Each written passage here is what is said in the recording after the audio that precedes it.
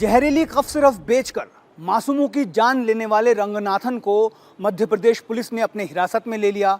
Chennai police की मदद से कोडम्बाकम इलाके में देर रात उनके घर से उनकी गिरफ्तारी की गई।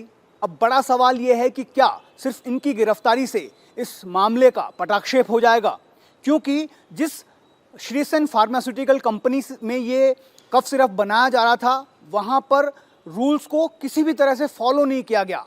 पिछले 11 सालों से धड़ल्ले से यहाँ पर ये कफ सिरप बनाया जा रहा था, लेकिन तमिलनाडु ड्रग कंट्रोल विभाग की नज़र इस कंपनी पर नहीं पड़ी। तो ऐसे में सवाल ये उठ रहे हैं कि क्या इस विभाग के अधिकारियों को भी इसके लिए जवाबदेही उनकी तय नहीं की जानी चाहिए। जहाँ तक रंगनाथन का सवाल है, वो तमिलनाडु मेडिकल फील्ड में एक जाना पहचाना नाम है।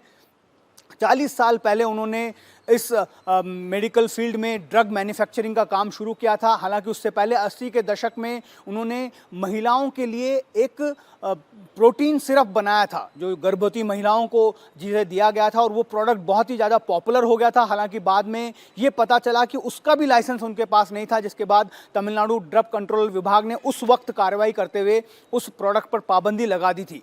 उसके बाद उन्होंने छोटे मोटे प्रोडक्ट बनाए, नेज़ल सिरप बनाया, और उसके बाद 90 के दशक में श्रीसेन फार्मास्यूटिकल कंपनी की स्थापना की गई और 2011 में इस कंपनी को ये कफ सिरप बनाने का लाइसेंस मिला, जिससे वो अलग अलग आयु वर्ग के बच्चों के लिए कफ सिरप बनाने का काम ये कंपनी करती है।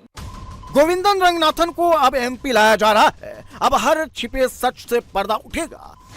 मध्य प्रदेश की मोहन यादव सरकार फुल एक्शन मोड में है। छिंदवाड़ा में अभियान चलाकर घर घर से कोल्ड ड्रिंक कफ सिरप की बोतल्स रिकवर की जा रही है। दूसरी दवाइयां भी चेक की जा रही हैं। नियम का पालन न करने वालों पर सख्त एक्शन का आदेश है।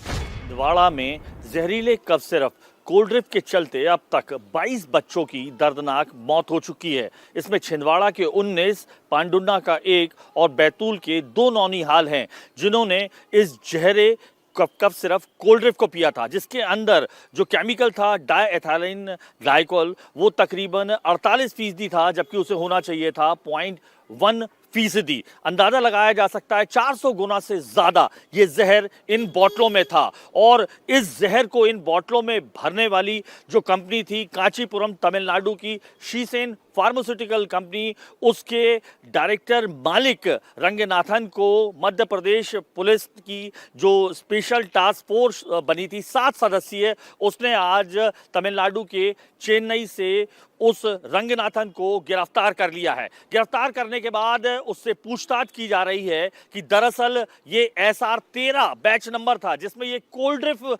जो ये कफ सिरप बनी थी उसमें इंडस्ट्रियल बेस्ड डायएथिलीन जो ग्लाइकोल वो इतनी मात्रा में कैसे था, किस कंपनी से कहां से खरीदा जाता था, जिसकी वजह से ये तकरीबन 22 बच्चों की मौत हुई है।